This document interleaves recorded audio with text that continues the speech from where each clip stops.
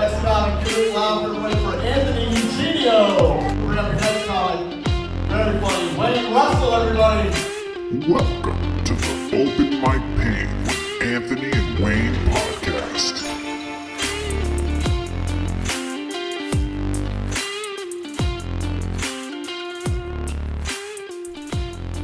Oh, hello, and a welcome, motherfuckers, to another edition of Open Mic Pain with Anthony and Wayne, Mic of the Week.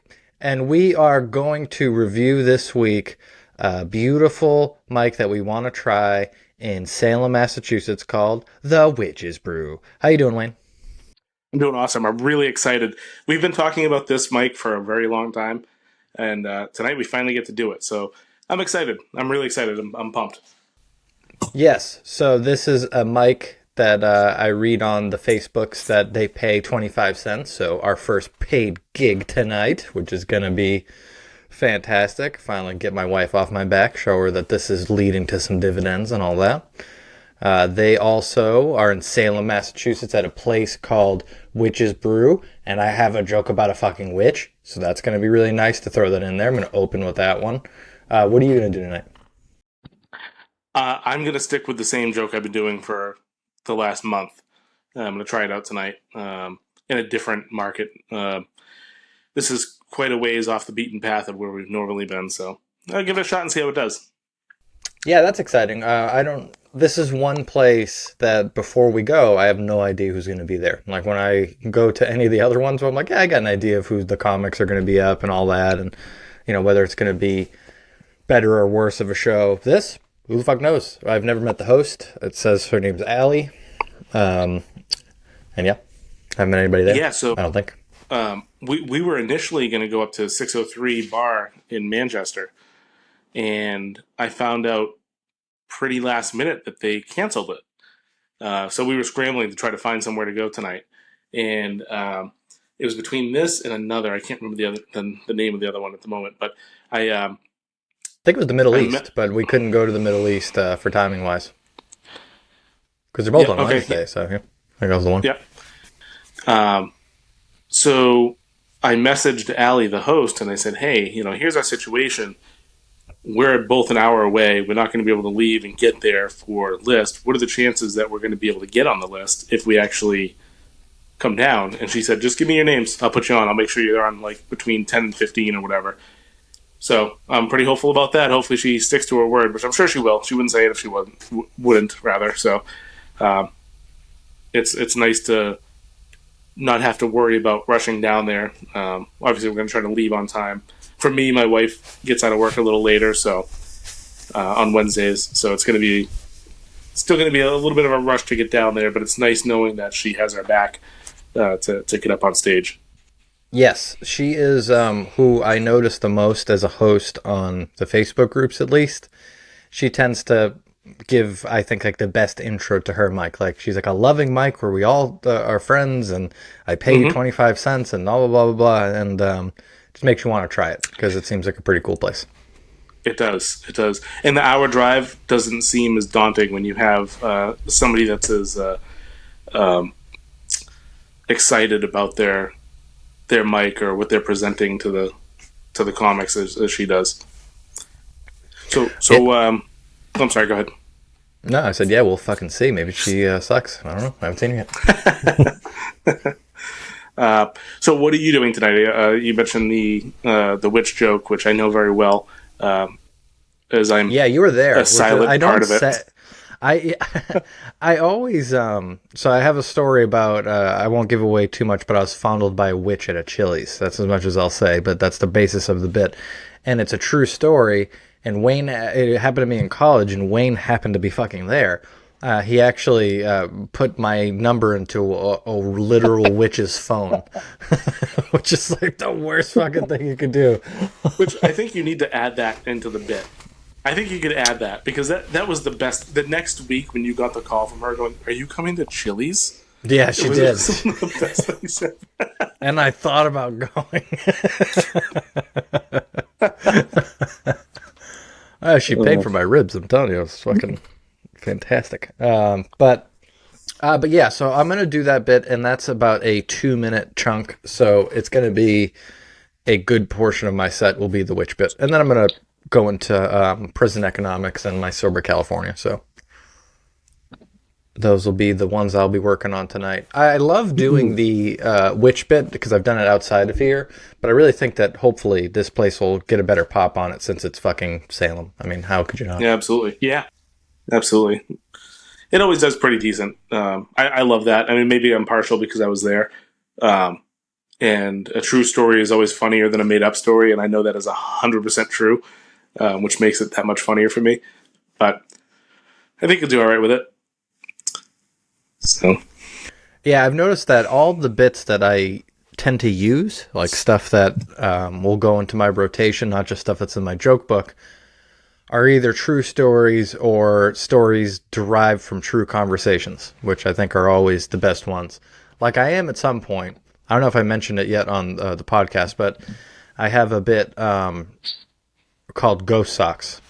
And I got it by literally before I started doing comedy. I was talking at my brother's kid's birthday party to one of his friends.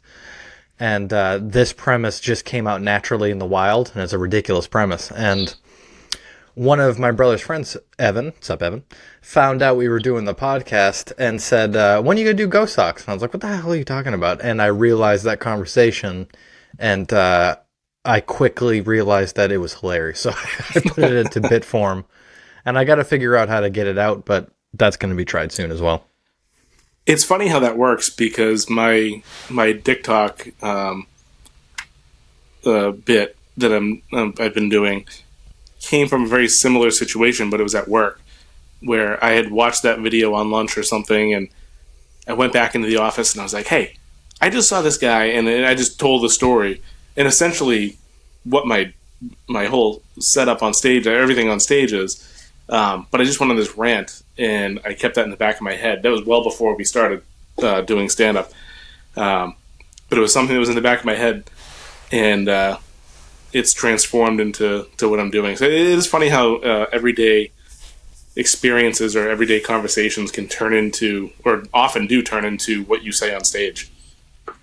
Yeah, definitely. Because, I mean, you're just, when you're searching to write jokes, you're like, what happens to me that's funny? And that's...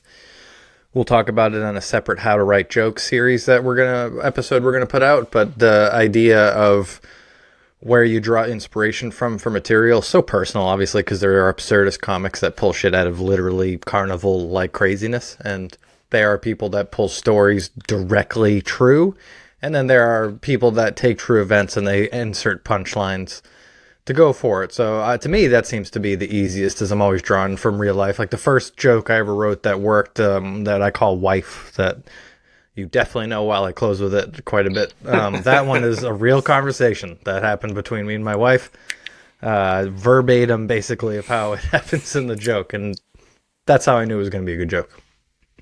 Yeah. Yeah, I look forward to that episode because I have so many questions and thoughts and ideas. It's going to go into that. I think that'll be a good episode. But as for tonight, I think, I mean, I don't have much more to say because it's been the same for the last three. I think, I don't want to say this is the night I'm going to retire Dick Talk because it's not going to be retired. But I want to do something different the next time. So tonight's going to be like my last hurrah for a little bit with this set. Yeah, I feel like for the most part, as far as at least open mics go, you've gotten how you want to do that down, especially across a 5-minute set. I would say the next thing, if I were your Mick and you were my Rocky, and I was like, Rocky, you gotta fucking stay alive, I would tell you that you should work on a 2.5-minute version of that bit when you work on it again, and that way you have a 5 and a 2-minute version of it, so that you can do two premises one time. Just like Bert Kreischer, who we went to go see, he tells like 6 different versions of the Machine story, different times in them, to sort them in different versions of his set. And I think Dick Talk could be like one of those for you. Yeah. It's funny you mentioned that. I hadn't really thought of that much, but I already know how I can cut that down into 2.5 minutes easy. See, there you go. Yeah, so we're getting the brain juices moving. Yeah, I like it. So, Do you have anything else All right, to say well- about what you're going to do tonight, or? No. I think the crowd will hopefully be drunk Salem people who are the descendants of people who drowned women. So they got to be good people. I am a So descendant let's be excited about of oh God, what the fuck's her name? What? She Joan of Arc? No, somebody from the witch trials. She, oh God, what was her name? I'll have to text my sister. I'll ask her. She was one of the people that falsely accused a woman of being a witch and caused her to be hung. She's famous. Wow! So your family was the accuser. My family was the accuser. Yeah, she was. Smart move. God, she's famous. I went to. I don't even know. I should know it, but I don't. But yeah, That was like the equivalent of calling someone a Karen back in the day. Was calling them a witch because you're like, oh, right, you're gonna be a dick to me outside. How about this? You're a fucking witch. And they would just hang you out in the wild like they do Karens. man, Another witch joke for the you, witches. you should try that tonight. Yeah. That's good. I'm gonna improv something in the beginning. Hopefully that goes fucking well.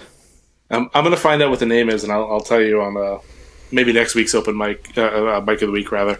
I can't remember her name, but yeah. Okay, y'all. So we have talked to you about the Witch's Brew Tavern, Salem, Massachusetts. We're going to go out there and fucking do it. If you're watching this on YouTube or you're listening on Spotify or any of the other things, click on the subscribe button, okay? It's like a little bell. I don't know why they make it a bell. I don't know why you would subscribe using a bell. It sounds like you're a courier in the 1930s in England, but go do that. Go onto YouTube and hit their stupid fucking bell because it gets us to be on your algorithm, which is the Lord and artificial intelligence. So if you're a Christian, you believe in God, then you have to subscribe because God runs YouTube. And if you're an atheist and you believe in artificial intelligence, first of all, you're right. Second of all, that's on YouTube, so do that. And watch us and subscribe to us. And maybe we'll send you dick pics. Bye! I'm really excited to be here because I have a story about a witch, and I've been dying to find a place to tell it. I was one. Alright, since you won't answer, I will. I'm gonna say he said yes, but I'm telling you he's a fucking liar because he said no. So I'm a liar because he said no. Yeah, he said no, he's a liar. It is their ass, everybody. It is their ass. Now, Can I make eye contact? I'm not saying you should be sober. I'm just saying you should lie. Because then where do we draw? There's a long list of people. Right? I'm sorry, a short list of people. And at the top of that,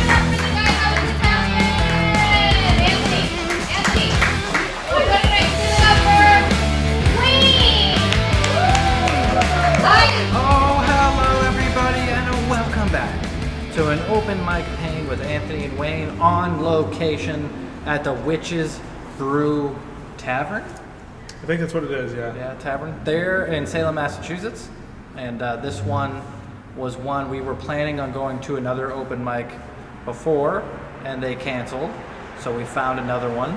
So we're really excited about this one and we fucking did it. Yeah, I have to give a shout out to the host, Allie. I messaged her on Facebook and she was very accommodating. I explained our situation, that we wouldn't be able to get here till quite a bit after the mic had started. And she said, yeah, no problem. Send me your names. I'll put you on 10 or 15th or whatever. And when you get here, let me know. And she did just that and it worked out pretty well. Yep, very nice host. She pays everybody in quarters, which is awesome because that means it's a paid set. So don't tell me I'm a useless piece of shit anymore. Mom, I got it in a quarter. How'd you do? Yeah, so I did the same set that I've been working on the last, this will be the fourth week that I've done this version of it. And I don't know what it was. I did it. I got the laughs in the spots I wanted. Pretty decent. I don't want to say it was a huge laugh where I wanted, but yeah, I messed up a couple times. There's a couple, like I said in previous podcasts, I've said this dozens or at least 100 times at this point, and for some reason there were still two points where I stumbled over myself. I don't know. I was having a conversation with Justin. I don't know if we mentioned him here before, but he's another comic that we've done open mics with, and he asked me the question this morning: how do you do it when you're not in the mood? And today might have been one of those days. I just had one of those days where I wanted to come out and do it, but I don't think I was fully in the zone. And I think that kind of fucked me up a little bit. See, I got a little lucky because this is the Witch's Brew Tavern, and I have a story about a witch. And I have been fantasizing about telling this story at this place for months. So I saw it there, I'm like, oh, my witch trope, it's going to go over so well there. And it did okay. But I still, to me, well worth coming out here just to do that bit. Besides that, I did a couple other ones I've been doing the last couple weeks. Those ones performed better than the witch bit, seemingly. But yeah, went great. Yeah, overall it was a good time. It was a decent crowd. I saw some familiar faces, which was surprising because this was an hour drive for both of us, and they weren't from the same spots. It was a couple faces from a few different places. So, I was talking to Allie this afternoon, and she said they've been doing it since I think September 28th of last year. So it's 8 months old at this point. Yep. And they seem to have a pretty good turnout and a really connected group. Like they all knew each other. They were joking with each other. And even though we were brand new, I felt like we were part of that. She was very attentive to us and making jokes. I don't want to say at our expense, but referencing our jokes and talking to us directly as well. Yeah, she called me an Italian, which I am not a fan of. That's like going up to somebody and be like, you look like a fucking janitor. Like, yeah, there are good people who are janitors, but it's kind of insulting to be called that. Just like it is to be called a fucking Italian. Because those people are garbage. Jesus Christ. What? It's fine. They know. They know. They know that they're garbage. They know. Overall, I think it was a pretty good night. Pretty good night. I mean, for me personally, didn't go as well as I was hoping. You, as always, pitch perfect. Come on. It's even if your jokes don't land, you're always spot on with your words and your timing and what you want. Well, I've eaten some shit, as you know, and you've seen, and that allows me to be comfortable in the shit, as you say. So, like today, it's a newer mic in the grand scheme of things, and they're doing really well. But it's always hard when there's a bar attached to the venue in another room to get all the attention on you, because I get it, people are getting drinks, all that kind of stuff. That was one thing, and I will say, big props on everybody there. They waited until the whatever comic was on stage to finish, and then they would have a mass exodus to go get their drinks, and then come back. So you didn't have a lot of walking around during people's sets. So that was pretty nice. You don't see that too often. No, I think the person who walked around the most during people's sets is me, because I can't help it. I have to pee, and I will pee on your floor or in your toilet. You decide. Well, let's wrap this shit up. What do you think? Yeah. Any closing thoughts on the Witch's Brew Tavern? We're going to be here again, right? Yeah, we'll definitely be here again. It wasn't too bad of a drive. It was an hour for both of us. The worst part is the drive home, but honestly, it's not too bad. And I'll definitely come back. I like the people. It was a good time. The location was nice. It was easy to get to. I think it would be kind of fun to come here during October, around Halloween. I don't know if they'll be doing it then. But it would be kind of nice to maybe have a Salem crowd in that venue. Maybe, but I would probably rather cut my dick off than walk around this godforsaken town in the middle of October, because it's a goddamn shit show. But we'll see. If the stars align, the stars align. So we want to give a shout out to Allie for being a great host at the Witch's Tavern. Thank you so much. Definitely a worthy step on the quest for laughs. And I'm going to cut this in. It's Witch's Brew, so you'll hear my voice over his. What is that? You said Witch's Tavern. Oh, Outtakes. Yeah, exactly. Fuck you, whatever. Witch.